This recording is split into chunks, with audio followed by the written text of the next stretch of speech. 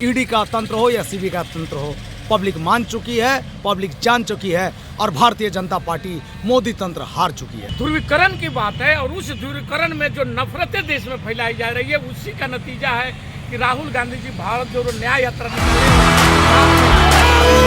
न्याय यात्रा सफल हुई है और जाकर के आज तक हमारे देश में कोई भी बड़े नेता जाकर के उन मजदूरों से मिलने का काम नहीं किया था, जो कि कल राहुल गांधी जी जाकर के मजदूरों के बीच में बैठ करके और उनके खाट पर बैठ करके और उनकी बातों को ध्यान से सुने हैं और उनकी मर्मिक कहानियों को समझे हैं और समझने का प्रयास किए हैं। श्रीमती इंदिरा गांधी ने कोयला खदान का राष्ट्रीयकरण किया, लेकिन आज सरकार बैठा हुआ है वो इंदिरा जी का राष्ट्रीयकरण नीति में आउटसोर्सिंग के माध्यम से निजीकरण का प्रवेश करा रहा है।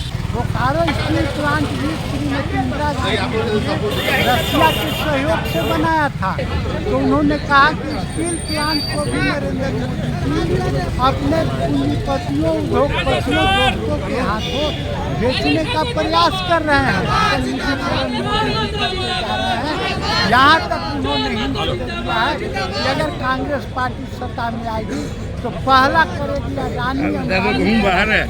न्याय यात्रा 14 तारीख को राहुल गांधी जी न्याय यात्रा निकालते हैं, 22 तारीख को राम मंदिर का उद्घाटन रहता है और 23 तारीख से अमित शाह और मोदी जी इंडिया अलायंस को तोड़ने के लिए या उन लोगों में फूट डालने के लिए उन तमाम इंडिया अलायंस के नेताओं को, जो कि इनके साथ पहले भी सरकार में रह चुके हैं, उन लोगों को ये लोग तोड़ने का काम किए। या तो वे तोड़ करके अपने साथ मिला लिए और जो नहीं मिलना चाह रहे उन पर ईडी सीबीआई के द्वारा दबाव डाल करके उन्हें ये बोला जा रहा है कि आप राहुल गांधी जी के न्याय यात्रा को रोकिए। और उसी कड़ी को देखिए, अब बिहार का मुख्यमंत्री नीतीश कुमार जी का सरकार को वहाँ पर बदली करा देना, जबकि कोई मैटर नहीं था। नीतीश कुमार जी इंडिया अलायंस का सबसे सर्वोपरि नेता भी थे, लेकिन उनको कहीं ना कहीं दबा करके उनके लोगों को इर्द गिर्द में जा करके छापेमारी कर करके नीतीश कुमार जी को वहाँ सरकार पलटी करा दिया गया। और उसी समय ममता बनर्जी के भी भतीजे पर भी ईडी का समन भेज करके और ममता बनर्जी जी को बार बार ये अमित शाह जी का मैसेज जा रहा है कि आप ठीक है, आप अलायंस में हैं या कहाँ हैं, लेकिन राहुल गांधी को यात्रा रोकिए या अलायंस से हट जाइए। और लेकिन ममता बनर्जी जान रही है कि ना ही हम अलायंस से हट सकते हैं और नहीं यात्रा रोक सकते हैं, लेकिन उसमें भी वो विघ्न डालने का बार बार प्रयत्न की। और उसके बाद में आप झारखंड में आइए, झारखंड की सरकार को अवदस्त करने का, जिसमें कि कहीं पर भी हेमंत सोरेन जी का कहीं गलती नहीं है, जो कि आज आप देखे होंगे कि अगर उनका जो अभी भाषण चल रहा था विधानसभा में, उसमें बोले हैं कि मेरे ऊपर यदि ये साबित हो जाएगा जमीन घोटाला या कोई भी ये लोग सबूत पेश कोर्ट में दे दे, हम उसी दिन हम राजनीति छोड़ देंगे और राजनीति नहीं, मैं झारखंड छोड़ करके चला जाऊंगा। कि राहुल गांधी भारत जोड़ो न्याय यात्रा का एकमात्र उद्देश्य है कि जनता के मन की बात को जानने के लिए वो निकले हैं। इसमें मिसमैनेजमेंट और मैनेजमेंट समय कम है, लेकिन राहुल गांधी ने कहा कि फिर हम बहुत जल्दी तीसरा कार्यक्रम लोकसभा के चुनाव के बाद बनाएंगे और देश की जनता का जो बदहाली हालत है उसके साथ न्याय करेगी। और न्याय करने के लिए जनता से उन्होंने आह्वान किया कि कांग्रेस ही देशवासियों का कल्याण कर सकती है, देश का विकास कर सकती है और विशेष करके मजदूर, किसान, बेरोजगार को रोजगार देने का काम कांग्रेस की ही सरकार में संभव है। उन्होंने इशारों में ही देशवासियों से अपील की कि आने वाले लोकसभा के चुनाव में देश में कांग्रेस की सरकार बनाइए और उसके बाद जो जन आकांक्षा की समस्याएं हैं उसका निदान। ये बताइए सर कि नरेंद्र दास मोदी जी जो भारत रत्न दिए हैं अभी अडवाणी जी को, वो कहाँ तक सत्य है? किस आधार पर उन्हें भारत रत्न दिया गया है? इससे आप लोग खुश हैं? कांग्रेस जन खुश है? ये देखिए, भारत रत्न का राजनीतिकरण मोदी जी करते हैं। ये सम्मान जो है गिने चुने लोगों को दिया जाता है, लेकिन ये वोट की राजनीति के लिए भाजपा में आडवाणी ग्रुप के लोगों को खुश करने के लिए, क्योंकि सच्चाई है कि आज जो राम मंदिर का वो श्रेय ले रहे हैं, ये राम मंदिर के पहले बाबरी मस्जिद था और बाबरी मस्जिद ढहाने में लाल कृष्ण आडवाणी का अहम भूमिका रहा है।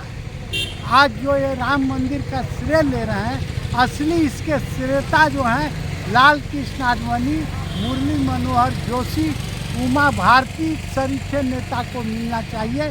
तो वो उनको दल में तो घुटन महसूस हो ही रहा है, इसलिए खुश करने के लिए लाल कृष्ण आडवाणी को भारत रत्न से सम्मान करके झुनझुना पकड़ा दिया। तो फिर उनको राम मंदिर के उद्घाटन में क्यों नहीं बुलाया गया सर? भाई उनको तो श्रेय अपने लेना है ना, जो असली निर्माण करता है उनको बाहर का रास्ता दिखाना था।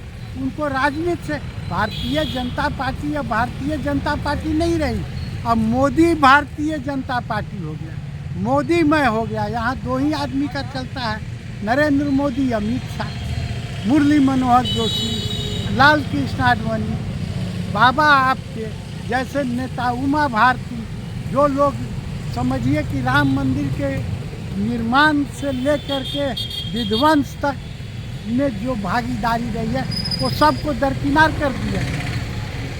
अच्छा सर, आज झारखंड विधानसभा में हेमंत सोरेन जी बहुत ही मार्मिक बयान अपना वक्तव्य रखे हैं विधानसभा में, इस पर आप क्या कहना चाहें? देखिए, पूर्व मुख्यमंत्री हेमंत सोरेन ने विधानसभा में अपनी मन की पीड़ा और जिस तरह से उन्होंने कहा कि हिंदुस्तान में पहला मुख्यमंत्री मैं हूँ जो मुख्यमंत्री रहते हुए मुझे गिरफ्तार किया गया, और उन्होंने यहाँ तक आरोप लगाया है कि मेरा ये सारे प्रकरण में जो स्क्रीन लिखा गया है वो राजभवन में लिखा गया है और मुझे मजबूर किया गया कि अगर सरकार बचानी है तो आप मुख्यमंत्री से इस्तीफा दीजिए, अगर नहीं इस्तीफा दीजिएगा तो आपकी सरकार नहीं बनेगी। और उन्होंने यहाँ तक कहा कि झारखंड के आदिवासी, दलित, पिछड़ा वर्ग को बढ़ते हुए जो है वर्तमान केंद्र सरकार देखना नहीं चाहती। ये सरकार जो केंद्र में बैठी हुई है ये आरएसएस के एजेंडा पर काम कर रही है। मोदी जी भले प्रधानमंत्री हैं, लेकिन इसका पूरा स्क्रिप्ट लिखने का काम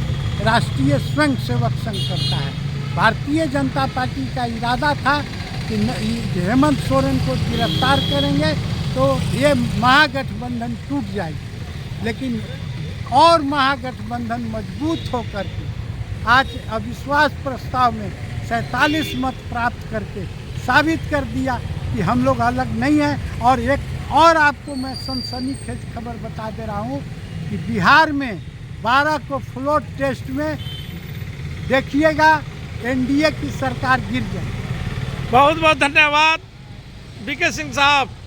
बहुत बड़ी बात है, इतनी विश्वसनीयता के साथ अपनी बातों को रखना निश्चय इसमें निर्दोष की प्रमाण साबित करती है। ये रामपंथी हो या वामपंथी हो, ईडी का तंत्र हो या सीबी का तंत्र हो, पब्लिक मान चुकी है, पब्लिक जान चुकी है और भारतीय जनता पार्टी मोदी तंत्र हार चुकी है। जय हिंद, जय भारत।